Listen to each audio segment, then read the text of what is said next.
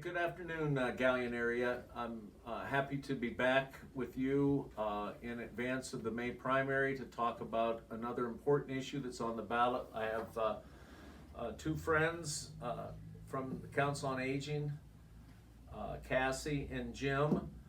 And Cassie's the director, and I'm embarrassed, I'm a good friend, but I don't know your last name. Hirschler, okay. And Jim Gerstenslager, who is active around the county, a board member on Crawford County Council on Aging, right? Right. And if you like the signs that are up around town, say, good job, Jim. If you find them like a nuisance and irritating, then Jim's the one to blame. There is on the ballot, in all seriousness, an increase of 0.75 mils. Correct. Which the council is asking Crawford County voters to support. Galleon being part of the Crawford County voters, that'll be facing us in that primary, regardless of what party ballot you take. So, really wanted to spend a few minutes talking about what the Council on Aging does in the county. See if there's some myths that they can bust about what services are provided in the Galleon area, and give voters a better understanding about what's at stake for their services going forward. So that's really our intent today, and I thank y'all for being here. We were talking a little bit before we came on camera that the building that you're located at in Bucyrus has been there roughly how long? Since 1985. Since 1985, and then before that, was there really a Council on Aging center or office? Do you know? There was a small one downtown, but it was destroyed by a fire. Right, and so the building's been there since the mid '80s, right, and has provided a range of services. Most of the people that are going to watch this are either friends of the Council on Aging or our Galleon area voters and residents. If you could, Cassie, give the people that are watching this an idea of what services you provide in the Galleon area, and why it's important to have both the renewal of the 1 mil that you currently receive, correct, and then the additional 0.75. So why should we get on board? Okay, because the Council on Aging, we provide home delivered meals. We have a congregate site here in the Galleon Golden Age Center, and we have transportation. We have home care services where we provide homemaking services and personal care. So the whole idea of the increase, of course, is because of the growing population in Crawford County. 30% of our population are individuals 60 and older. What's the breakout of the pie of all your resources that come locally, federal and state sources, private donations? There's probably four pieces to your pie. Is that maybe a few more than 4? But what's the breakout? How reliant is your organization on the local money? Well, for us to be able to, we need a local match for any of the funding that we apply for state and federal grants. So we do use donations, and we use local funds. We use the levy to be able to provide those services. So you have a match when you do the buses? Yes. I going home at lunchtime, one was going to Avita, and the Council on Aging bus. There's a match to receive those funds, correct, a local match to receive those funds? Right, there's for operating and for the vehicles as well, yes. Right, okay. What's the staffing of that, just so people get a scope of, because you have how many? For transportation, you mean? Yeah, like I was reading a stat sheet that you had 150,000 miles covered. That didn't mean a lot to me. The number of trips meant to me, but right, on any given day, like for example for today, how many buses do you have out? We typically have 10 vans on the road, and we have 12 in our fleet. Right. So if anything breaks down, we do have 2 to back up, but some days we do have 12 on the road. Will you, if the levy passes, will you use some of the new money to help rebuild your fleet or yes, maintain the fleet? What's the plan on that? Well, definitely to maintain it, because we do have some more vehicles right now, and then to hopefully get another van when needed as well, especially when we're replacing the older vans we have right now. Is the state coming off the capital money any better than they used to? No. Oh, no, okay. No, they're not.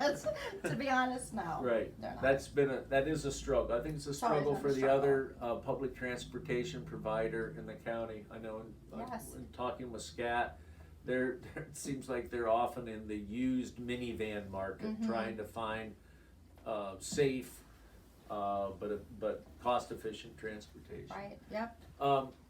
When you say home delivered meals, I think a large number of people will say right away, they must be talking about Meals on Wheels. Yes. Is that right? Yes, that's So correct, yes. Meals on Wheels, and what's approximately how many 100 or 1,000 people in the county or in just in the Gallion area are either daily or frequent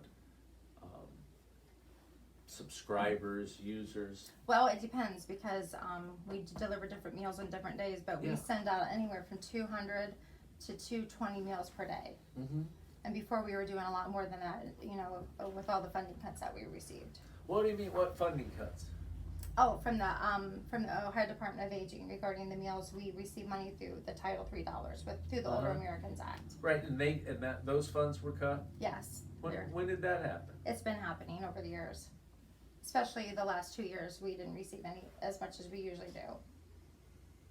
I'm tempted to deviate and get into that quite a bit. I mean, is that a federal dial back, or is that Yes. the funds were, yes, Yes. and then did the state make decisions that allocated less money to your organization as well? Well, and I'm not sure how it trickles Yeah. down, but the Ohio Department of Aging ends up giving funding to the Area Agency on Aging, and then they give us what they feel our population will use and need.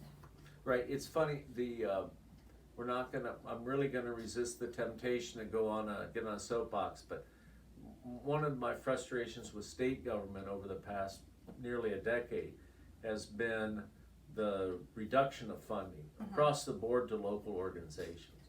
Yes. And seems like the state has now gotten flush financially, but you see local organizations, whether they're townships or whether they're council on aging, you're going to the ballot and the state sits on billions of dollars. So we had a conversation with one of the candidates for Ohio Senate yesterday and tried to make that point, that what's happening at the local level and why the need for these sorts of levies is that the support from state government has been reduced. And when you get a chance to talk to somebody who represents us in state government, the more polite among us tend not to say anything or raise heck, but I think increasingly those of us expected to pay more local taxes need to talk to those people and say, you realize, you realize that the state budget and the state reserves look good, but the local entities are feeling the squeeze there. Right. So back to staying on Meals on Wheels. Okay. Do you have to be income wise? So No. anybody, is it an age thing or an income thing? No, it's not income or assets. It's basically for the need of the individual. They have to be 60 or older, and what we kind of indicate as homebound. Anybody who it's a taxing effort to get in and out of their home, or if they don't have any family support to help with meals. Right. So we do. So we you actually aren't do an feeding intake. any 55-year-old No. 60 and ne'er older. do well sons or anything? No. You hope not, at least. Right. And you don't have any evidence that Junior is shaking down Mom not to eat the last of the Fritos or whatever. What about your congregate meals? I think this is a myth in my mind. I try to get some of the myths about Gallion services to the aging and countywide. Congregate meals. You sponsor congregate meals. Yes. For those of us who eat around, that means like group meals, the congregate meals like at a church. But those are held at the Golden Age Center and sponsored by your organization? Right. We cook them, we prepare them, package them, deliver them to the Gallion Golden Age Center, and we have an agreement with them where we can use their building to provide the congregate meals. Mm-hmm. What about other opportunities to expand that working relationship between the Gallion Golden Age Society and your organization? Anything in the near term or the long term? I mean, not that I know of anything right now, because I mean, other than the services that we provide, I think the only thing that's a little different is that they don't provide those services along, Right. the way we do, or that what they do. Right, I mean, the transportation service, you're the hub for that. Right. And you pick up and drop off at the Golden Age Center. Mm-hmm. You provide meals. What is it? What I'll hear from some of their members is the other activities, that there's not the involvement of your organization in that. Is that a fair statement, or how does that work? Well, we've tried. We have had some activities, but it's difficult to to employ that one person at the Right. council on aging and have them go out. But we have gone out to different entities to try to do that. Yeah, I mean, I think from what I remember, and this is, I mean, Jim, this may be more your world, but there's activities over there at the center. Mhm. And how do we make sure that those activities are attended by people in the Galleon and Crestline area? Or, Well, they are. I was gonna say, if 'Cause you there's a just lot of go people- to one of them, There's you a lot of loud them that mouth. come If over you- from all Crestline right. and Galleon. How do Yeah. they get there? They either use our transportation or they drive themselves. Yes. So And you, we put out a calendar, monthly Right, we have a calendar of newsletter. all the Right. events. so I'm ignorant of the facts in terms of people who are attending those sort of more social, I don't even know what the right word, they're social activities, card club Right. and those kinds of All different things. kinds of That's things, still right. going on over there, isn't Yes, there? yes. I remember when I was involved in county government more directly, at the JFS funding through contracts. But and now it's activities more. there. I mean, we do a lot more activities than it was back then. This is Okay. an actual program now that we have. So what's the answer? What should I tell those active and sincere members of the Galleon Golden Age Club? How do we get that? How do we build a more effective bridge? How do we, I mean, some of the frustration I've heard from that group is they've had funding reduced from other organizations. Mm-hmm. And that's really not your fault if, for instance, United Way has reduced funding to them. So what suggestions are there? I think it's legitimate to try and find ways to build bridges and offer more services. So when you say, no, we don't have any plans, is how can we get into a discussion so that, Well, I mean, They're- for our activities program, Right. it's completely self-funded. We get sponsorships, we have donations. It has nothing to do with any of our other services. so that, like the taxpayer money does not go to fund the Tuesday night? No, it Oh, doesn't. really? We're all Well, where's that self-funded. money come from? Well, we have huge fundraisers a lot throughout the year, and then we have Okay. a lot of sponsorships for the different or the different programs that we have. And you're, okay. But it took Right. 3 years for us to get this program up and running for people to know what we were doing to want to sponsor our events. Right, you know, when we were chatting, oh, Jim, you were gonna say, I'm sorry, you were Pardon? gonna mention something? Well, at some of those events that we have there, there's a little fee, Right, correct. Right. You know, not all of them, but It's some a of small them, so donation, correct. it's just kind of wherever we can You get a sell little. tickets for those, uh, or no, we- sort of, No, nobody just show up, We do. I mean, some, but if we give tickets out, it's because it's already being sponsored. right, Yeah. private businesses and Yeah. different groups? Yes. Okay, I think that I think we'll be more successful as a community by teaming up and making those events bigger rather than competitive. Mm-hmm. Like you have some activity and they'll copy that. Just when I listen to the people who are active here, they're frustrated about some of their financial issues Sure. that they've had, and you've talked about that from the state funding. Right. But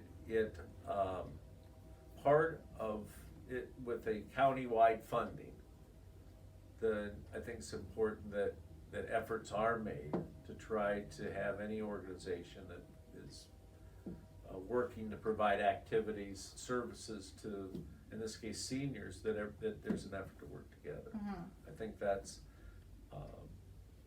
that's realistic to expect. What is 3/4 of a mill raise, roughly? What do you expect?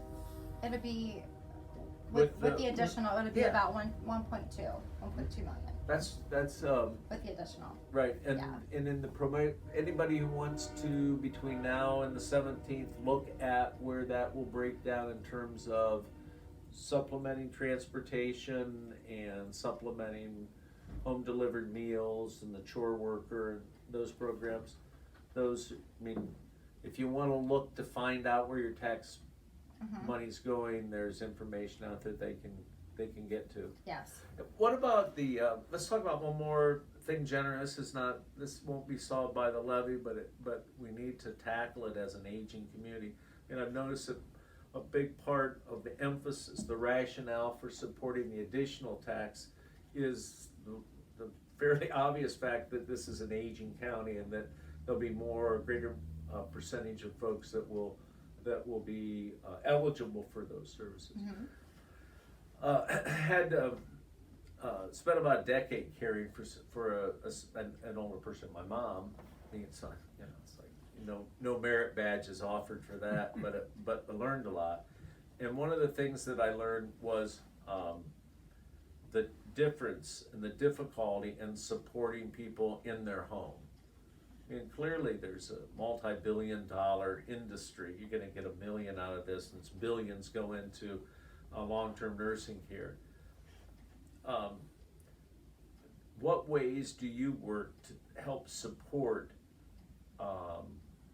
individuals and their families to keep their family member in the home? So they can stay home. So I think that's, we're talking about the personal care and the Homemaking. and the homemaking. Let's talk a little bit about those services, because I think if you know about them, you know how essential they are, and if you don't, they're kind of maybe not the best kept secret because nobody's trying to keep it secret. Sure. The personal care is to be able to help people bathe or dress or put lotion on or things like that. Even if someone is feeling that they aren't able to get into the shower and feel like they may fall too, we're there to help with things like that. With the homemaking, it's basically the idea of keeping somebody safe and healthy and clean in their environment, where we help with laundry, we do light errands, we do change bed linens, we wash bed linens. So, things like that where individuals aren't able to do that anymore. How do you use the younger person's term, how do you get connected to that service? How do you sign up for that? You call the Council on Aging. Okay. And you tell us your needs, and then we generally send someone out to the home first to do an intake to see that they actually are in need of the meals, or the services, and if they need anything in additional too. What about, I hate to almost I'll goof around like a kid. What's the wait list? I almost hate to ask the question. Oh, for our homemaker. For homemaker and for the personal care. We don't have a waiting list for the personal care right now, but we do for the homemaking, and that's about 100 people right now. Right. So is the plan of the board, you and the board, if you get additional resources, that you'll be able to chip away at that waiting list and reduce that down? I mean, you can't promise that we'll eliminate the waiting list, but is that part of the strategy of absolutely. new money? Well, and another part of that issue is getting people that are willing to do that type of work. Yeah. That's not easy, so. Yeah, I know it's not easy, but I was qualified to do it. Yeah, it is real interesting, that entry level, it's not labor, it's really kind of interesting. To be an STNA, you mean? Yeah, it's different. I'm not certified. I was a rogue STNA, but it's interesting the difference between working at a nursing facility and doing home care. And I can understand how people who've dedicated themselves to that prefer one over the other. But Right. so that's one of the constraints, is getting certified STNAs to work at the rate that Council on Aging can pay. That's No, one of it's the not. limiting. You can find plenty of people, or No, across the board, everybody's struggling getting STNAs. Nursing homes, hospitals. yeah. Yeah, it's been a struggle for a couple years now. Well, more than a couple years. Well, yeah, as the unemployment reduces, the number of people who can do something different, or who really have the heart to do it. Yeah. There's only so many people that can do that. True. The personal care needs are really, sometimes urgent. I think unless you're touched by it, you don't realize how How important it is. yeah, it is. And Very. if you're sitting there and it's a marginal call, whether to stay at home or go to a nursing home, and you've got somebody who is dealing with continence issues, you know, getting that personal care need person there just in the nick of time. I mean, it's not, you can joke about it, but it's not funny. It's very real. It happens every day. And that's when the homemaking comes into play too, because of the laundry. Yeah. If you get Yeah. there late, guess what? It goes from a personal care to a homemaker situation. Yeah. There's a But, lot, yeah. So that is one of the emphasis. Yes, You're gonna twist absolutely. my arm. I'm not in the business. I'm not Yes. use this medium to try to endorse stuff, but Right. if there's gonna be an increase in the level of those kinds of services, I think that's real important. What you find in that world, if you've not been introduced to it, is that if you're income eligible, there's resources out there. There's a Right. passport program. If you have a little bit more money, you certainly wouldn't, these individuals don't consider themselves wealthy or rich, then you're not eligible. But you still need the service. Right. So I think that these are some of the individuals that can pay partial pay or aren't Medicaid eligible, that your organization provides those same type of services for, correct? Right. Yes. Right, so it's the, you know, the It's like walk. it's like the in between.